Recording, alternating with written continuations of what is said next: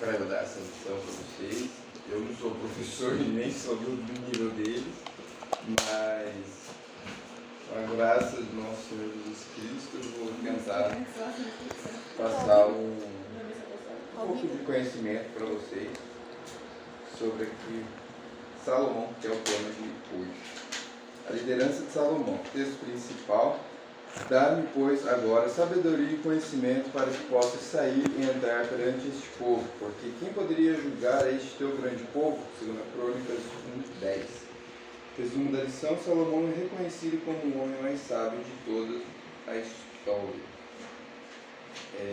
Vamos ler o texto bíblico em 2 Crônicas, capítulo 1, versículo 1 ao 12. Esse texto fala sobre Salomão. Salomão, antes até de Deus aparecer para ele, ele já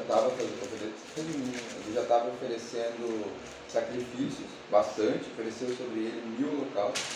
E Deus se agrada da atitude de Salomão e aparece e pergunta para ele o que ele quer.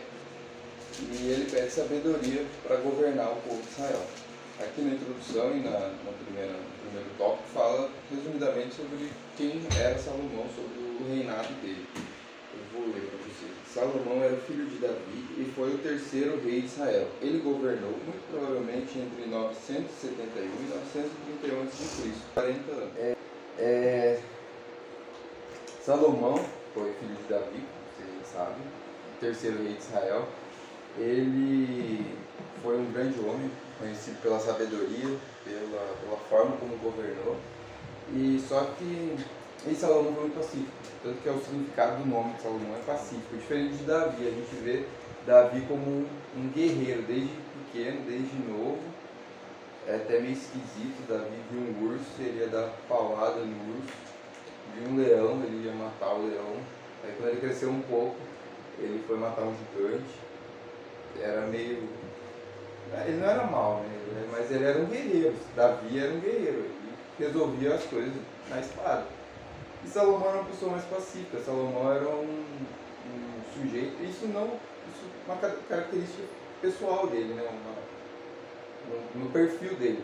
Ele era mais político. Salomão, ele resolvia as coisas na conversa, no diálogo. E com isso, ao invés de com os povos, eles viviam entre muitos povos, muitas nações. E normalmente Davi resolvia na guerra, né, na batalha. E Salomão, ele ia num acordo. Qual era a questão ali? Não sei, alguma divergência com outro povo. Então a gente pode fazer um acordo aqui e resolver isso na conversa. Esses acordos eram firmados com mais de 1000 acordos que eles faziam e resolviam isso em casamento. Então, minha filha aqui para você, como sua esposa, e está selado o nosso acordo aqui, independente do que era. Né? E por isso tantas mulheres.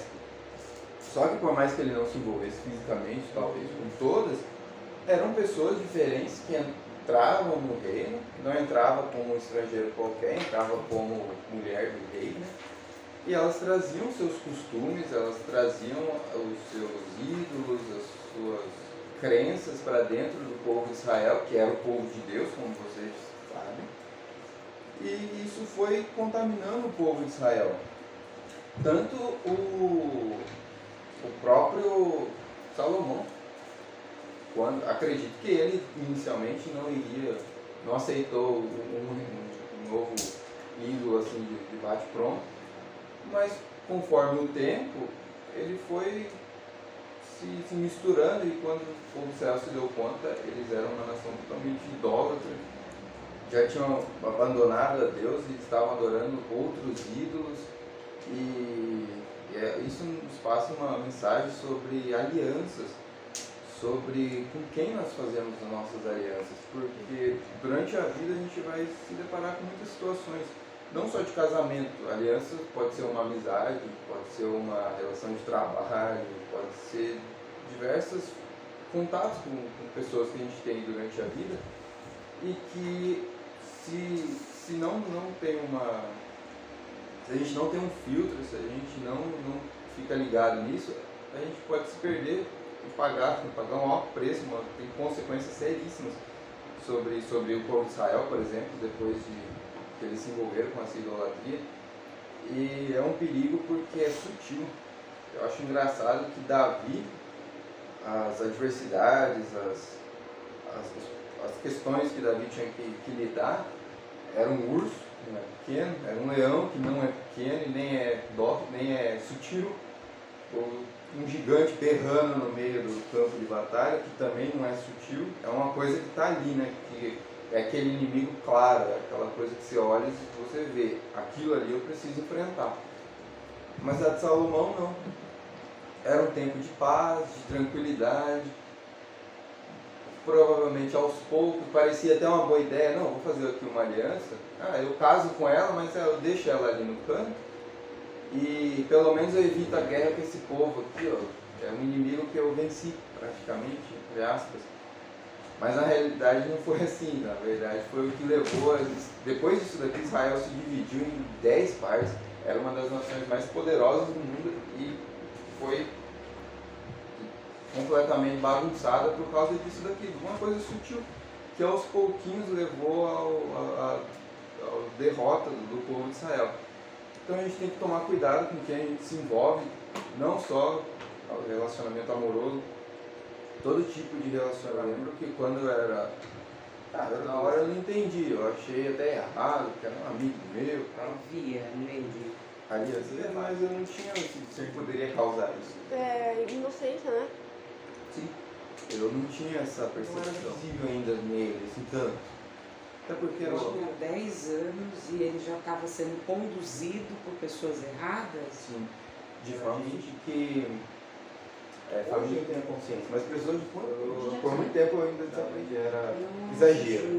Isso tudo não é uma coisa, não só questão do meu pai, do meu avô, mas eu acho que todos os pais, a mãe, são pessoas que eles estão vendo sempre à frente. Isso que você está falando, olha que interessante, quantos anos depois o seu pai fez um algo falando, e quando passam-se 10 anos que você colocou uma aliança no dedo, que você fez uma sociedade. Não era feio o que ele fazia, né? Era eu que ninguém ligava pra mim, ficava em casa toda noite. Ai, meu Deus. Ai, que vítima. Você era na verdade, o fora da realidade, né? Nada a ver, a gente andava junto, nada a ver. Não, mas ele está dizendo para o mundo. Ele está dizendo para o mundo, porque todo mundo fazia, estava todo mundo indo numa direção e vocês indo na contramão, né? Popular, que todo mundo você acha que ele tinha esse perfil do Salomão, político, assim, conversava bem? O Salomão fez que aos poucos ele num barulho, estava todo mundo lá trazendo tudo quanto era coisa. Cada um fazia o que queria. Foi essa pessoa fez assim. Você acha que você seria envolvido ou você não consegue ter essa percepção? Se dependesse de mim, eu seria. Porque era bonito. Eu também queria sair à noite com ele, na pracinha. Nossa, que lindo, os jovens. Tudo na pracinha. Porque eu tinha essa vontade também. Então, todo mundo estão indo na direção do mundo. E a igreja nunca pode ir na direção. Ela tem que ir na contramão. Então, se todo mundo está indo fazer, né, aquele ditado que a mãe fala, você não é todo mundo, né? Então, eu falo para eles assim, e você é um exemplo, você não tem noção de como está o meu coração aqui, igual tia velha. Quando passar daqui um período, o que vai acontecer? Vai chegar o tempo de prestar conta, é assim, no período que era para você estar investindo, estudando, trabalhando, economizando, né? O que você está fazendo? Gastando. Aí daqui um pouco vai chegar o momento da comparação, né? Vocês vão se encontrar. Aí você de repente vai estar com uma vida estabilizada, porque você está fazendo o correto. Você está poupando, né? Até demais, né? O Ju é o cara que poupa, né? E tentando, né, estudar, fazer o teu futuro, pensando que daqui, quando você tiver com os seus 40, não sei quanto tempo que você quer estar bem estabilizado, mais tranquilo, eles vão estar vivendo o inverso, né? Vai ter que estar correndo muito atrás, aí entra aquele texto que Salomão fala. Lembra-te do teu Criador. 40 anos a gente não tem mais o mesmo vigor, as mesmas habilidades, o conhecimento ninguém rouba, mas as habilidades a gente não consegue, isso é precioso. Sabe por quê? Às vezes eu com 44 anos falar, A Mira é velha, o Anderson já tá chegando nos 40 também. É de 24 anos, falando é diferente. 34. É diferente. Que lindo a comparação que você deu. Davi era um cara que estratégia, guerra. Salomão já era o cara mais Resumindo, então, a gente falou, tome cuidado com as alianças que vocês fazem. Isso pode definir muita coisa na vida de vocês. O futuro, às vezes vocês não percebem, mas o futuro de vocês pode ser definido em um pedacinho só da vida de vocês e pode trazer coisas muito boas, mas pode trazer consequências que não tem nem como voltar atrás depois, é um preço muito alto. Você fala? Quando eu fui pra escola, quando eu era bem novo, tipo, eu fui lá pro sexto ano, pra mim era diferente, sexto ano pra mim. Então, meu pai sempre falava, toda vez que eu passo de ano, ele tá falando desde o primeiro ano que eu entrei na escola, cuidado das amizades. Nunca tinha meu pai, o João Gabriel, lembra o João Gabriel? Que na época, a galera, eu lembro que era férias, eu ia dormir na casa da minha avó. Aí eu passava todo dia, sabe aquela quadra que tem uma piscina, uma quadra? Todos os moleques jogando lá. E tinha menino que levava salgadinho, bolagem gerante, uns 5 adultos ali no meio pra cuidar. E meu pai não deixava, os moleques me chamavam, né? Só que hoje, eu vejo, porque tem muita gente que eu via lá jogando na quadra que hoje já tá com uma companhia, entendeu? Na escola. Então, realmente é algo pra você tomar cuidado. Eu tenho o melhor amigo do meu pai. Não tenho quase. Tipo, pode ser mais pessoa inocente que está ali no meio. Quem quer ser o melhor amigo? É o meu pai. Aqui no tópico 2, Salomão, o sucessor de Davi. Esse daqui eu achei legal, que é um assunto muito recorrente sobre o tempo, né? Sobre o tempo certo. Isso teve com Salomão, a gente viu, Saul, a gente viu, Davi também. Saul foi o contrário, né? Saul foi o que não respeitou o tempo certo. Ele, em determinada ocasião, ele queria fazer um sacrifício, ele tinha que esperar as pessoas certas para fazer um sacrifício, não era qualquer coisa, não era feita de qualquer forma. E Saul foi lá e simplesmente se adiantou e fez de qualquer jeito. Deus não se agradou disso, porque as coisas de Deus têm um tempo certo nessa vida.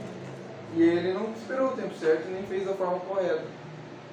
E nessa passagem que fala que ele fez o sacrifício de forma errada, não quis esperar quem deveria fazer o sacrifício, é onde dá o veredito, onde Deus fala, o seu reino acaba aqui e eu já estou escolhendo um novo para governar Israel. Por não respeitar o tempo, uma coisa simples, não era nada demais, ele só tinha que respeitar o tempo de Deus, a forma como Deus queria que as coisas fossem feitas.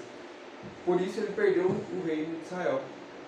Davi já é um exemplo bom. Davi foi ungido menino ainda, né, bem novo, e ele esperou muito tempo.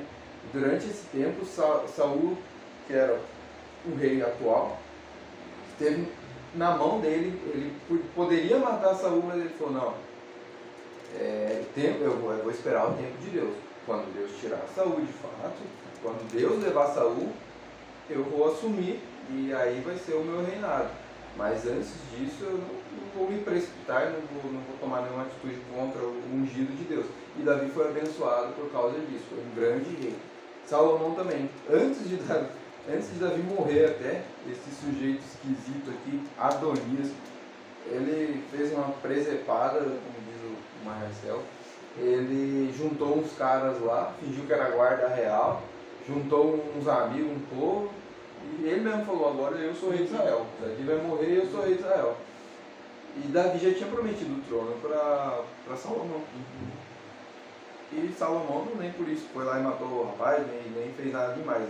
Só o Batseba foi lá e falou com Davi o que estava acontecendo, porque Davi já estava de cama, quase morrendo já. Davi foi lá, tranquilamente, consagrou Salomão e ele teve o seu reinado abençoado.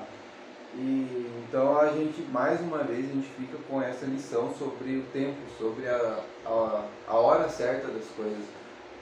A coisa certa, inclusive, no tempo errado, pode ser uma maldição para a nossa vida. O reino de Israel, por exemplo, já estava prometido para Davi. Não era errado. Mas talvez o sacrifício que Saul fez também não era. Ele não estava fazendo alguma coisa errada. Ele queria oferecer um sacrifício, mas estava no tempo errado. Estava na hora errada. E isso Do trouxe jeito maldição. errado, né? Do jeito Podia errado. ser ele, né? Isso trouxe maldição para a vida dele. Então, isso traz um Fala de ensinamento. novo do tempo. Que às vezes a coisa certa na hora errada pode A trazer gente lembra de Davi lá dentro da caverna, vendo quem? Saul, podendo matar Saul, ele olha e sai, porque não era o correto. Ele assumiria o trono, ele já era rei de Israel, né? Deus já tinha ungido ele. Mas não era dessa forma que tinha que acontecer as coisas. E ele esperou o tempo de Deus e tudo aconteceu como Deus planejou e ele foi abençoado por isso. Então, cuidado com as escolhas, com as decisões que vocês tomam, que às vezes até pode parecer que é uma coisa certa. Não, mas isso aqui não tem nada demais, mas talvez não seja o momento, talvez não seja a forma como isso deve acontecer. E uma coisa que era para ser bênção, que era para ser bom na sua vida, você acaba estragando e perdendo, e é coisa que não tem como voltar. São consequências que você leva para a sua vida, são consequências que são coisas que você vive que não tem como apagar, já está vivido. Então, é isso, esse tópico 2. Quer falar alguma coisa? Gente, eu tô apaixonada por ele. Eu vou deixar ele como professor agora no meu lugar. Não vai não. E ontem eu ia casar, porque o pastor Marcos foi lá, me deu ele podia ter olhado para Saul lá dentro da caverna e falado assim, agora é o tempo. Agora passa a espada. Né? Agora é o tempo de assumir. Até teve um que falou, né? Teve Oportunidades, né? Um que estava com ele e falou, ó, Deus entregou Saul na sua mão. Cara, isso daí que ele falou do tempo é fantástico. A Andressa falou, oportunidades. Ele não poderia falar? Chegou, o tempo está correndo, mas a gente toma atitudes erradas, a gente está indo no caminho certo, mas toma precipita. O tópico, parte 3 aqui. Esse pra mim é a parte mais importante, que a gente extrai as coisas que Salomão viveu. Que acho que o mais importante, eles tentam focar a lição um pouco na liderança aqui para trás. Uma lacuna de tempo, quando Saul, quando ele sai para a guerra e provavelmente já sabia que morreria também, depois ele se matou, nesse meio tempo, eles nomearam entre eles o filho de Saul, Esbozete, como rei naquele tempo, só que ele morreu também ali na guerra, né? Então é que não cita muito, mas é só em questão de tempo. Então, Saul, colocaram Esbozete, ele assumiu ali, não tem questão de tempo, mas talvez foi algum dia, uns 2, 3 dias, depois ele morreu. Também mataram ele lá. Aí depois vem Davi, depois assume, depois que ele morre, e depois da sequência. Né? Mostra também a soberania de Deus, porque às vezes a gente pensa que esperar o tempo, você vai perder a oportunidade. Né? Davi poderia pensar, e se eu não mato ele aqui, esse sujeito me mata depois? Mas ele confiou. Não, peraí, eu fui ungido, Deus foi lá e me escolheu? Essa parte também. Que era o chefe depois de Davi, de batalha lá, ele era primo de Davi. Ele ficava, mas Davi, por que você não mata Saul? Deus na sua mão. Não, aí o que você está falando, não, o tempo de Deus. Porque foi Abner que matou Absalão. Quando Absalão estava correndo lá, os outros não matam, Davi tinha falado para não matar. Aí ele era possuído da raiva. É por isso que quando Davi fala assim, Deus, deixa eu construir o templo, Deus fala não. Que as suas mãos, deu spoiler, muito, então não vou nem falar. Deixa eu falar só uma coisa muito legal. Salomão ele era um rei bem pacífico, né, como a gente falou, ele era político.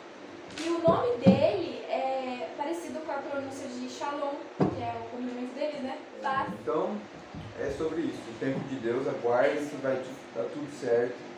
Deus vai cuidar de todas as áreas da vida de vocês. E quando tiver que acontecer, será no tempo dele e vai ser melhor do que qualquer... Agora você coloca a musiquinha da Rose Nascimento, Juninho. Mas o problema também o Ju tá falando uma coisa que não pode perder o tempo.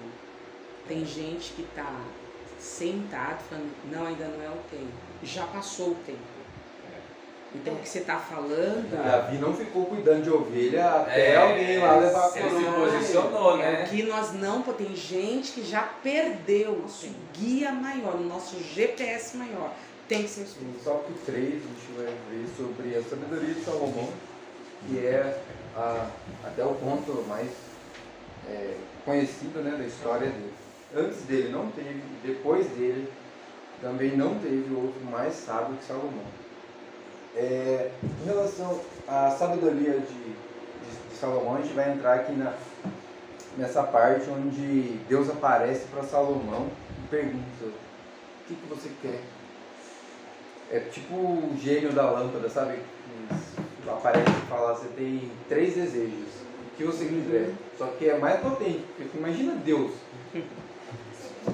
Não tem limite. Se ele pedisse um planeta só para ele, Deus poderia criar. Não tem limite para Deus.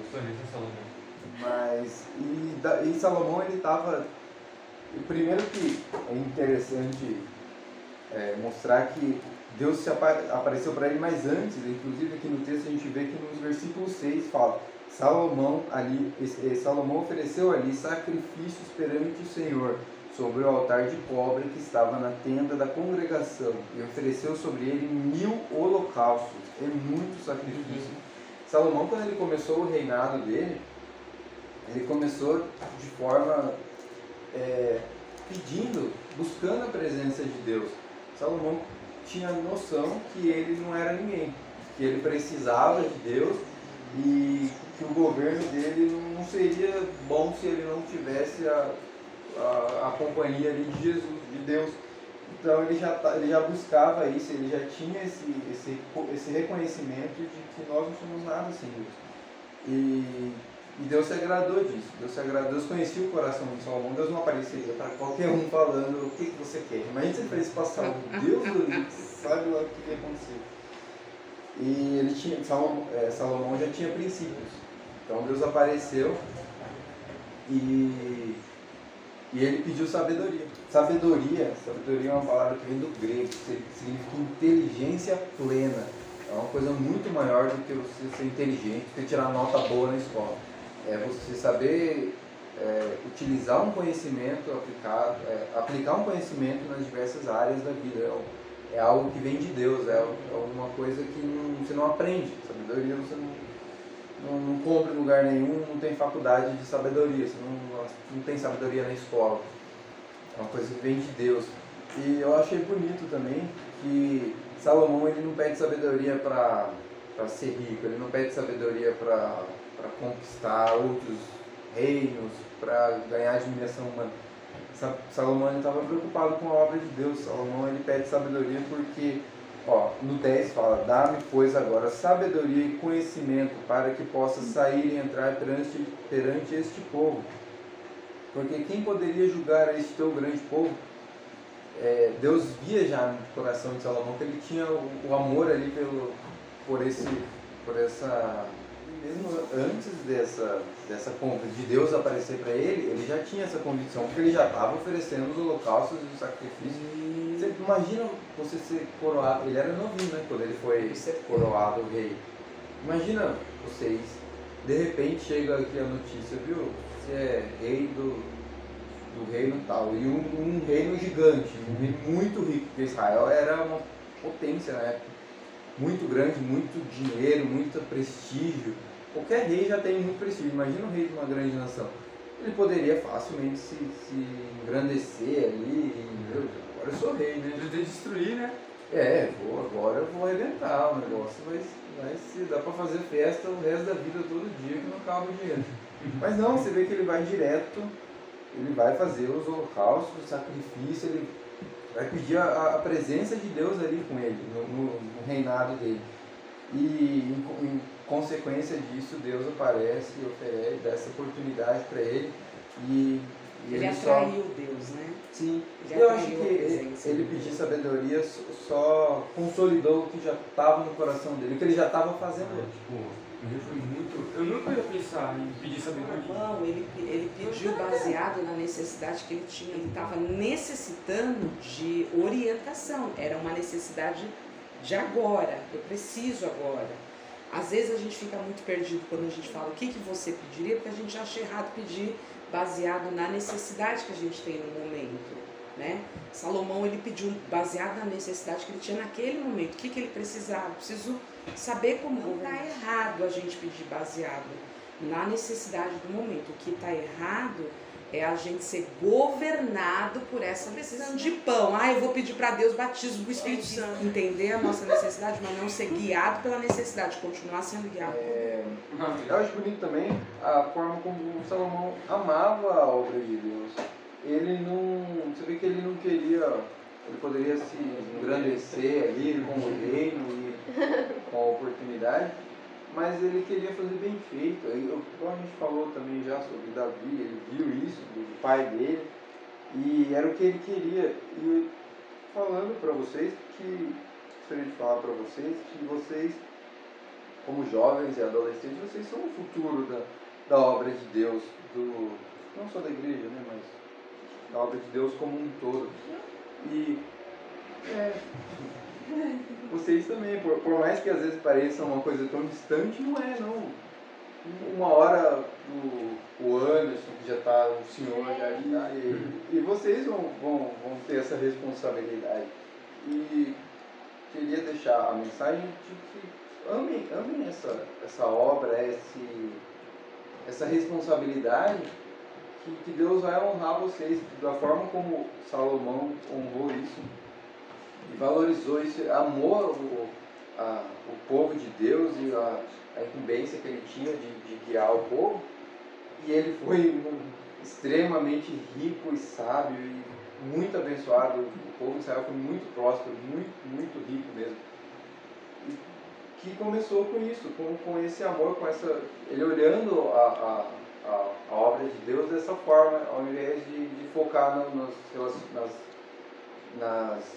pessoal dele, né, no desenvolvimento pessoal dele, ou no nome dele. Eu quero que meu nome seja aí falado o resto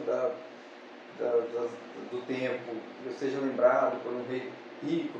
E não, mas você vê que ele fala, eu quero sair e entrar perante este povo, porque quem poderia julgar esse teu grande povo? Ele estava com a intenção, ele estava com o coração voltado para fazer o melhor para a obra de Deus, mesmo sendo muito difícil esse povo de Israel.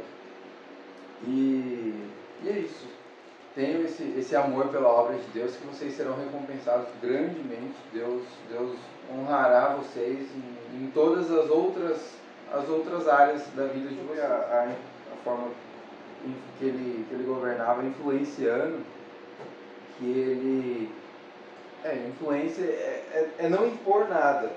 Ele, como eu já disse também, ele era muito político, então ele conseguia governar e levar tudo coordenar as coisas simplesmente com palavras, sem força, sem brutalidade, igual Davi fazia, não com o povo, né? Mas isso é importante também para vocês, independente do lugar que a gente está, talvez não como liderança, às vezes a gente está como um simples indivíduo ali na escola, na faculdade, no serviço.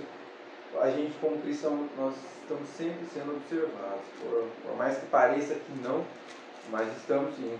Então, influenciem as pessoas ao seu redor. Salomão, ele caiu quando ele deixou de influenciar e foi influenciado. Quando, ao invés de ele guiar o povo, dele... ou também, às vezes, você não consegue influenciar. Salomão, quando ele parou de influenciar e foi influenciado, foi quando ele caiu. E ele teve que arcar com sérias consequências.